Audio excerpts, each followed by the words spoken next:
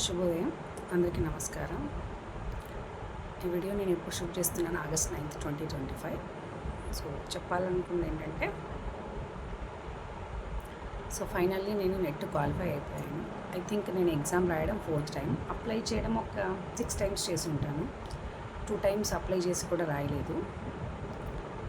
And 2025 జనవరిలో అయితే చాలా డిసప్పాయింట్ అయ్యాను, అప్లై చేసి రాయలేకపోయాను అని చెప్పేసి. అదేంటంటే మా అత్తగారి ఊళ్ళో నరసింహస్వామి తిరునాళ్ళు ఉంటుందన్నమాట. ఎవ్రీ ఇయర్ మేము అక్కడికి వెళ్తాము. ఆ రోజు కూడా మాకు మార్నింగ్ అయితే ఖచ్చితంగా నేను ఎగ్జామ్ అటెంప్ట్ చేసేదాన్ని. ఈవినింగ్ అయిపోయింది. సో ఈవినింగ్ ఎగ్జామ్ అయిపోయేసరికి యాక్చువల్గా కర్నూలు ఎగ్జామ్ అనమాట. తోడు ఉన్న జనాలు కర్నూలులో 6కి ఎగ్జామ్ అయిపోతే నేను నంద్యాలకు వచ్చి నంద్యాల టు ఆలగడ్డ వెళ్ళేసరికి ఈవినింగ్ నైట్ 9 అయిపోద్ది. సో అప్పుడు దేవుడు వచ్చేసి వెళ్ళిపోతాడనమాట. నేను దేవుడు వచ్చే టైంకి అంతా వెళ్తాను అని చెప్పేసి ధైర్యం చేసేదాన్ని. మా హస్బెండ్ ఇంకా రాసిన ఇలాగ క్వాలిఫై కావు, వేస్ట్, డబ్బులు వేస్ట్, మనీ వేస్ట్, ఎప్పుడో సంవత్సరానికి ఒకసారి మనం ఊరు వెళ్ళేది దేవుడు దర్శనం చేసుకోవడానికి, వద్దులేని చెప్పేసి ఇంకా మానిపించేస్తే దేవుడు తలరాత్రులు ఇలాగే రాశాడని చెప్పేసి నేను ఎగ్జామ్ రాయలేదు. సో నాకు తెలిసిన మా కొలీగ్ వచ్చేసి క్వాలిఫై అయిపోయిందనమాట ఎగ్జామ్లో 2025 జనవరిలో. ఇంకొక సార్ కూడా మా కొలీగ్, ఆయన కూడా క్వాలిఫై అయ్యారనమాట. ఎంత డిసప్పాయింట్మెంట్ అంటే, రాసేంటి నేను క్వాలిఫై అయిపోయేదాన్నేమో కదా, అయిపోయిండేది కదా అటెంప్ట్ ఇచ్చుంటే అని అనిపించింది. అట్ ద సేమ్ టైం ఏమో వాళ్ళు క్వాలిఫై అయ్యారు, వాళ్ళ అదృష్టం. నేను క్వాలిఫై అవ్వకపోతే అది ఘోర అవమానం కదా.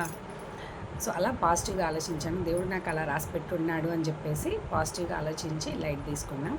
మళ్ళీ జూన్లో అటెంప్ట్ ఇచ్చాను, అప్లై చేశాను. దేవుడా ఈసారి అస్సలు జూన్లో కూడా రాస్తానని ఎక్స్పెక్ట్ చేయలే నేను. సో అదేంటంటే క్యూఐపీ పెట్టా కదా, క్యూఐపీ ఏప్రిల్ అప్లై చేసాము. ఆ ఫ్రీ సీట్ రాదు అనుకున్నాము, బట్ లక్కీగా ఫ్రీ సీట్ వచ్చింది. సో లక్కీగా అని చెప్పాలో అన్లక్కీ అని చెప్పాలో తెలీదు. ప్రజెంట్ నేను అదే ఫేజ్లో ఉన్నాను. అంటే after the completion of the course అది లక్కీయా అన్లక్కీనా అని తెలుస్తుంది అనమాట. ప్రస్తుతానికైతే నేను అన్లక్కీగానే ఫీల్ అవుతున్నా. వచ్చినందుకు అంటే చాలా కష్టపడాల్సి వస్తుంది అనమాట. అందుకు చాలా కష్టపడాల్సి వస్తుంది. సో అదొకటి. ఇంకా మళ్ళీ డైవర్ట్ అయిపోతున్నా, నెట్ ఎగ్జామ్ గురించి మాట్లాడాలి.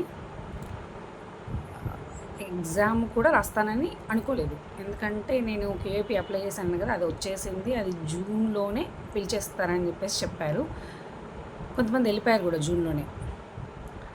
సో మాకు కూడా అది ఉంటుందేమో అని దేవుడిని ఎంతగా కోరుకున్నాను. దేవుడా ఈసారన్నా నన్ను రాయని, ఈసారి కనుక రాయకపోతే అప్పుడేమో దేవుడి దర్శనానికి వెళ్ళాలని మా ఆయన రాయనీయలేదు. ఇప్పుడు ఈసారి కూడా అమౌంట్ కట్టి రాయనీయకపోయినా, నేను రాయలేదు కాబట్టి క్వాలిఫై అయినాను కాదు, నువ్వు రాసినా క్వాలిఫై అయినా కాదు అనే దాంట్లో ఉన్నారు కాబట్టి ఆయన ఈసారి కనుక రాయకపోతే నేను ఎప్పటికీ రాయలేనేమో అన్నట్లుగా ఎంత గట్టిగా అవుతున్నాను. దేవుడా నన్ను రాయని, క్వాలిఫై అవుతానా లేదా సెకండరీ అట్లీస్ట్ ఎగ్జామ్ అని అటెంప్ట్ చేయనివ్వు నన్ను అని చెప్పేసి బాగా గట్టిగా కోరుకున్నాను. సో అది కాస్త పోస్ట్పోన్ చేసి వీళ్ళు జూలై 14th నుంచి ఇచ్చారనమాట డేట్. 2 weeks పోస్ట్పోన్ చేశారు. యాక్చువల్గా జూన్ 25th ఎగ్జాము. కొంతమంది జూన్ 21st వెళ్ళిపోయారు, కొన్ని ఐఐటీస్ ఎన్ఐటీస్ వాళ్ళనమాట. సో అలా బాగా గట్టిగా కొట్టుకునేసరికి ఇంకా ఎగ్జామ్ అటెంప్ట్ ఇవ్వగలిగాను నేను. థ్యాంక్ గాడ్ అనుకున్నాను. సో ఇవ్వడమే కాదు, జూలై 22nd నేను క్యూఐపీలో ఉండగా, రాయచూరులో ఉండగానే రిజల్ట్స్ వచ్చాయి. మా తమ్ముడు కాల్ చేశాడు, పాపం నేను లిఫ్ట్ చేయలేదు, క్లాస్లో ఉంటుంది, వాట్సాప్ చేశాడు, చూసా. Finally net qualified, that to assistant professor as well as PhD రెండింటికి క్వాలిఫైడ్ అనమాట. ఈ వీడియో వచ్చేసి నేను ఆగస్ట్ 9th షూట్ చేస్తున్నా. ఆగస్ట్ 9th 11 దాటిపోయింది నైట్. బట్ ఏం చేయాలి, ఇంకా నాకు ఇప్పటికీ కుదిరిందనమాట చేయడానికి. చెయ్యాలా వద్దా, చేస్తే ఏంటి చేయకపోతే ఏంటి అంటే, చేస్తే ఏంటి చేయకపోతే ఏంటి. అండ్ దీనికి నేను ఏమన్నా ఎక్స్ట్రా ప్రిపేర్ అయ్యానా, అలా ఏం లేదండి. ఎక్స్పీరియన్స్ మ్యాటర్స్ అనే అనుకుంటాను నేను ఇక్కడ. అంటే కొన్ని ఇయర్స్ ఎక్స్పీరియన్స్ వచ్చే కొద్దీ మనం డిఫరెంట్ సబ్జెక్ట్స్ చెప్తాం కాబట్టి, సో డిఫరెంట్ సబ్జెక్ట్స్ చెప్పినప్పుడు మనకి ఆటోమేటిక్గా అంటే ఎలా చదవాలి, ఎలాంటి క్వశ్చన్స్ అడుగుతారు. నాకు తెలిసి నేను 4th టైం రాయడం ఎగ్జామ్, ఆ అనాలిసిస్ వస్తుందన్నమాట. అండ్ ఎందుకు రాస్తున్నారు, నేను ఆల్రెడీ చాలామంది నాకు ఏం చెప్పారంటే, మీరు ఎందుకు నెట్ రాస్తున్నారు, ఆల్రెడీ పిహెచ్డీ చేస్తున్నారు, సీట్ వచ్చేసింది, ఏపీఆర్సెట్ క్వాలిఫై అయిపోయి పిహెచ్డీ చేస్తున్నాను, సో వాళ్ళకి నెట్ అవసరం లేదు అని చెప్తారు. ఎందుకంటే ఏపీఆర్సెట్ రాస్తే సరిపోతుంది, ఏ యూనివర్సిటీలో అయినా సీట్ వస్తుంది. లేదా ప్రైవేట్ యూనివర్సిటీ అంటే ప్రైవేట్ యూనివర్సిటీ ఎగ్జామ్స్ సపరేట్గా రాయాలి. బట్ నెట్ ఎందుకు రాస్తున్నాను అంటే పిచ్చి, ప్రతి మనిషికి ఒక పిచ్చి ఉంటుంది కదా, అట్లే నాకు పిచ్చి. నెట్ క్వాలిఫై అవ్వాలి, తర్వాత గేట్ క్వాలిఫై అవ్వాలి. ఇది కూడా ఇప్పుడు చెప్పేస్తున్నా, అయితానో లేదు తెలియదు, ఎప్పుడైతేనో ఏమో తెలియదు. సో దానికి ఏజ్ అయితే ఫ్యాక్టరు, జాబ్స్కి ఫ్యాక్టర్ ఉంటుంది. ఈ ఏజ్ వాళ్ళే జాబ్ చేయాలి, ఇదే ఈ ఏజ్ వరకే మీరు అప్లికబుల్ అని చెప్పేసి. నాకు జాబు అట్లా ఏమి, జాబ్కి పర్పస్ ఏం కాదు, నేను క్వాలిఫై అవ్వాలి అనేది నాకు ఒక అది ఉందన్నమాట. సో అంతకుముందు గేట్ ఉండేది, నెట్ ఉండేది కాదు. మేము అప్పట్లో రాసేటప్పుడు గేట్ కూడా 2 సార్లు అటెంప్ట్ ఇచ్చా ఆల్రెడీ. మ్యారేజ్ అయ్యాక ఒకసారి కూడా ఇవ్వలేదు, 12 ఇయర్స్లో ఒకసారి కూడా ఇవ్వలే. 12 ఇయర్స్ బ్యాక్ 2 సార్లు ఇచ్చా. బీటెక్ అయిపోయిన కొత్తలో ఒకసారి, ఎంటెక్ అయిపోయాక ఒకసారి ఇచ్చా. 2 టైమ్స్ ఇచ్చా. ఎంటెక్ అయిపోయాక కూడా ఎందుకు ఇచ్చా అంటే పిహెచ్డీ సీట్ కోసం. అదే క్వాలిఫై అయిపోతే కొంచెం పిహెచ్డీ సీట్ అటు ఇటు వస్తుంది అని చెప్పేసి అప్పుడప్పుడు 2013 ఆ టైంలో, 12-13 ఆ టైంలో నాకు మ్యారేజ్ ఫిక్స్ అయ్యింది, అదైతే బాగా గుర్తుంది. సో ఫిక్స్ అయ్యాక అటెంప్ట్ ఇచ్చా. 2 సార్లు రాసా గేట్. సో ఇది కూడా గుర్తుపెట్టుకోవాలి, లేకపోతే మళ్ళీ మర్చిపోతాను 2 సార్లు రాసానా ఏంటా అనేది. సో అదన్నమాట. ఇంకా అది ఎప్పుడు క్వాలిఫై అవుతుందో తెలియదు, మొత్తానికి ఇదైతే క్వాలిఫై అయిపోయినా. చాలా హ్యాపీగా అనిపించింది.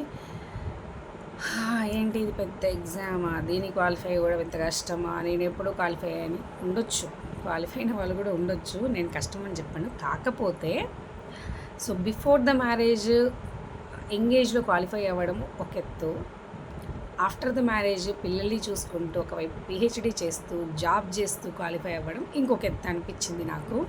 సో నేను ఏదో కష్టపడిపోయాను, బాగా చదివేశాను అని చెప్పేసి నేను బిల్డప్ కొట్టదలుచుకోవట్లేదు. ఎందుకంటే నేను పెద్దగా చదివింది అయితే ఏం లేదు, చెప్పా కదా ఎక్స్పీరియన్స్ మ్యాటర్ అని చెప్పేసి. బట్ కొంచెం అంటే బేసిక్స్ మనం ఎలా అంటే కాంపిటేటివ్ ఎగ్జామ్స్కి మనము ఏదో హై లెవెల్లో చదువుకొని వెళ్తేనే క్వాలిఫై అవుతాము అని చెప్పేసి చాలామందికి అపోహ అనేది ఉంటుంది. బట్ అది కాదు. సో మినిమం బేసిక్ లెవెల్స్లోనే క్వశ్చన్స్ ఉంటాయి. ఆ బేసిక్ లెవెల్స్ అదేంటంటే మనం హై లెవెల్కి వెళ్ళిపోయే కొద్దీ బేసిక్స్ మర్చిపోతాం అనమాట. ఆ బేసిక్ లెవెల్ నుంచి కనుక మనం చదువుకుంటే కనుక క్వాలిఫై అవ్వచ్చు అనేది నా పర్సనల్ పర్సెప్షన్ అనమాట. సో అది విషయము. ఇంకా ఏమున్నాయి, అంతకంటే ఏం అవ్వాలనుకోలేదు. బట్ ఈ నెట్, ఈ గేటు క్వాలిఫై అయ్యే బదులు ఒక గవర్నమెంట్ జాబ్కి క్వాలిఫై అయిపోతే బాగుంటుంది అనిపిస్తుంది. నేను సచివాలయం కూడా రాసా, అది కూడా రాలే. నా ఫ్రెండ్స్కి, మా తమ్ముడికి కూడా వచ్చేసింది. ఈవెన్ అంటే మా తమ్ముడికి కూడా ఎందుకు చెప్తారంటే నాకంటే చిన్నోడు కదా, అయినా వాడు కూడా జాబ్ కొట్టేశాడనమాట. బట్ నాకైతే రాలేదు. సో గవర్నమెంట్ జాబ్ వచ్చే తర్వాత ఉందో లేదో కూడా తెలియదు. నాకు తెలిసి ఇప్పుడు ఏజ్ కూడా అయిపోయింది, ఇంకా గవర్నమెంట్ జాబ్స్ కూడా రాస్తామా, ఇంకేం పడతాయి, ఏం లేవు పడడానికి. సో ఒకటి అసిస్టెంట్ ప్రొఫెసర్స్ జేఎన్టీయూ అయితే అంతకుముందు ఉన్న గవర్నమెంట్ రాసాము, రాయలేదు, రాసామా ఎగ్జామ్, ఎస్ ఒకసారి ఎగ్జామ్ రాసాము. తర్వాత అదేదో కేసు నడుస్తుంది అది ఇది అన్నారు, అప్లై చేసినందుక అప్లై కూడా చేసాం మళ్ళీ తర్వాత నాకు తెలిసి. సో అప్లై చేసింది, ఇంకా అసలు ఎగ్జామ్ కూడా రాయలేదు, ఎగ్జామ్ కూడా ఇవ్వలేదు. ఎగ్జామ్ ఎప్పుడు పెడతారో తెలియదు ఇంకా నాకు తెలిసి ఇంకా గవర్నమెంటే మారిపోయింది. ఆ ఎగ్జామ్స్ ఏం పెడతారు అంటే జేఎన్టీయూలో అసిస్టెంట్ ప్రొఫెసర్స్ అనమాట.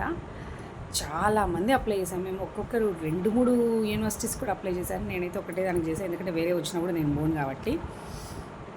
సో వేరే వచ్చినా నేను పోను ఎందుకంటున్నాను అంటే అట్ ద సేమ్ టైం నా పిహెచ్డి కూడా నేను అంతే. సో నేను ఒకటే ఒక ఆప్షను, దట్టు జేఎన్టీయూ అనంతపురం మాత్రమే. జేఎన్టీయూ పులివెందుల పెట్టుకోలేదు, జేఎన్టీయూ కాకినాడ పెట్టుకోలేదు. పులివెందుల ఎందుకు పెట్టుకోలేదు అంటే నాకు అక్కడ తెలిసిన వాళ్ళంటూ ఎవరూ లేరనమాట. అంటే ఐ మీన్ రికమెండేషన్ చేయడానికి అన్నట్టుగా, అంటే వీళ్ళు బాగుంటారు వీళ్ళు బాగుండరు అంటే సజెషన్స్ ఇవ్వడానికి నాకు అక్కడ ఎవరు లేరు. పులివెందులలో పెద్దగా తెలిసిన వాళ్ళు లేరు నాకు. అండ్ జేఎన్టీయూ అనంతపురంలో అయితే ఆల్రెడీ మా సార్ వాళ్ళు, మేడం వాళ్ళు చాలామంది చేశారు కాబట్టి అక్కడ ఏంటి వాట్ ఈజ్ వాట్ అనేది తెలుసు కాబట్టి నేను ఇటుపక్క ముగ్గు చూపించా. అట్ ద సేమ్ టైం ఇంకొకటి ఏంటంటే కడపకి వెళ్ళాలి అంటే కనుక, పులివెందులకు వెళ్ళాలి అంటే కనుక నాకు తెలిసిన వాళ్ళు ఎవరు లేరు. అనంతపూర్లో అయితే అంతకుముందు మా పెద్దనాన్న వాళ్ళు ఉండొచ్చినారు కాబట్టి కనీసం నేను అక్కడికి వెళ్తే నన్ను చూసుకోవడానికి సో ఉన్నారు అనే కాన్ఫిడెన్స్ ఉంది. అదే పులివెందులు అయితే నాకు జీరో నాలెడ్జ్ అనమాట, ఏమీ తెలీదు. సో అందుకు జేఎన్టీయూ అనంతపూరే ఫిక్స్. జేఎన్టీయూ కాకినాడ అస్సలు ఇంటర్వ్యూ కూడా వెళ్ళలేదు నేను. జేఎన్టీయూ అనంతపూర్ రావాలి, అదే రావాలి. జేఎన్టీయూ కాకినాడ వచ్చినా నువ్వు జాయిన్ అవ్వలేవు కాబట్టి మా ఆయన డబ్బులు వేస్ట్, టైం వేస్ట్, నువ్వు జైన్ టు కాకినాడ వచ్చినా అడ్మిట్ చేయించలేను, ఎందుకంటే అది దూరం. పాప అప్పుడు జస్ట్ 18 డిసెంబర్ బార్న్, 20లో మాకు ఇంటర్వ్యూస్ జరుగుతుండే, 20 ఆగస్ట్ ఆ టైంలో. సో అప్పటికి ఇంకా 2 ఇయర్స్ కూడా నిండలేదు పాపకి. సో 2 ఇయర్స్ బేబీని నువ్వు వదిలేసి కాకినాడకి నువ్వు రాలేవు ఒక్కదాన్ని, నీతో పాటు మళ్ళీ నేను రావాలి. సో అప్పుడు తెలుసా ఫ్యామిలీ ప్యాకేజ్ ఉండింది మాది ఇంటర్వ్యూస్ పోయినప్పుడు. ఏదానికంటే అనంతపురికి అట్లా వెళ్ళినట్టున్నాము, తిరుపతికి అట్లా వెళ్ళాము. ఎస్యూలో మా పాప బాబుని బెడ్షీట్ తీసుకుపోయి అక్కడ బయట కాంపౌండ్ అది ఉంటుంది, అంత పార్కింగ్ ప్లేస్ లాగా ఉంటుంది అనమాట. అక్కడ పాప మా హస్బెండ్ పిల్లలు అక్కడ బెడ్షీట్ వేసుకొని పిల్లల్ని పడుకున్నారు. అసలు ఆ వీడియో ఎక్కడ ఉందేమో ఫోటో చూడాలి, ఎంత దారుణం అనిపించింది. ఎక్కడికి వెళ్ళినా ఫ్యామిలీ ప్యాకేజ్. అవును, పాప చిన్నది, 2 ఇయర్స్ కూడా నిండలేదు. సో పాప నన్ను వదిలి ఉండలేదు కాబట్టి ఎక్కడికి వెళ్ళినా ఫ్యామిలీ ప్యాకేజ్తో వెళ్ళిపోయేవాళ్ళం అనమాట. ఇంకా అనంతపూర్కి అయితే కనుక నేను పాపని తీసుకెళ్ళలేదు, ఎందుకంటే మార్నింగ్ వెహికల్ తీసుకొని వెళ్ళాము అందరం. మార్నింగ్ వెళ్ళేసాం, ఈవినింగ్ వచ్చేసామన్నమాట. బాబుని తీసుకెళ్ళానప్పుడు వాడికి హాలిడే, మా అమ్మ ఇద్దరిని హ్యాండిల్ చేయడం కష్టం అని చెప్పేసి బాబుని తీసుకెళ్ళిపోయాను. ఇదన్నమాట విషయము. మొత్తానికి నెట్ ఎగ్జామ్ అయితే క్వాలిఫై అయ్యానో అనిపిస్తుంది. దేవుడి దయ వల్ల మళ్ళీ గేట్ కూడా క్వాలిఫై అయిపోతే చాలు ఇంకా అని అనిపిస్తుంది. కానీ అదే చాలా అంటే మనం మనుషులం కదండి, ఆశకి హద్దే ఉండదు. సో ఇప్పుడు ప్రస్తుతానికి నెట్ క్వాలిఫై అవ్వాలని ఉండేది, నెక్స్ట్ గేట్ క్వాలిఫై అవ్వాలని అనుకుంటున్నాను. ఆఫ్టర్ గేట్ మళ్ళీ ఏదో ఒకటి అచీవ్మెంట్ పెట్టుకోకపోతే కనుక మన బ్రెయిన్ అనేది ఫుల్ రెస్ట్ మోడ్లో వెళ్ళిపోతుంది, ఏమీ ఆలోచించదు, ఏమీ చేయాలని అనుకోదు. సో అందుకే స్టెప్ బై స్టెప్ ఏది కూడా ఖాళీగా ఉండకుండా ఏదో ఒకటి చేస్తూ ఉండాలి. ఏదో ఒకటి అనేది యావిగేషన్ పెట్టుకోవాలి. యావిగేషన్ అంటే అది మంచిగా అయి ఉండాలి, చెడుగా అయి ఉండకూడదు అనమాట. సో ఇది కూడా నా పర్సనల్ ఒపీనియన్, నేను ఎవరి గురించి చెప్పట్లేదు. ఈ వీడియో కనుక ఇంతవరకు చూస్తున్నట్లయితే మీకు ఎంతో కొంత ఇన్ఫర్మేషన్ ఉందని అనుకుంటున్నాను. అలా ఉందనుకుంటే కనుక లైక్ చేయండి, లేదంటే కనుక స్కిప్ చేయండి, వదిలేసేయండి. Thank you so much for watching. Bye.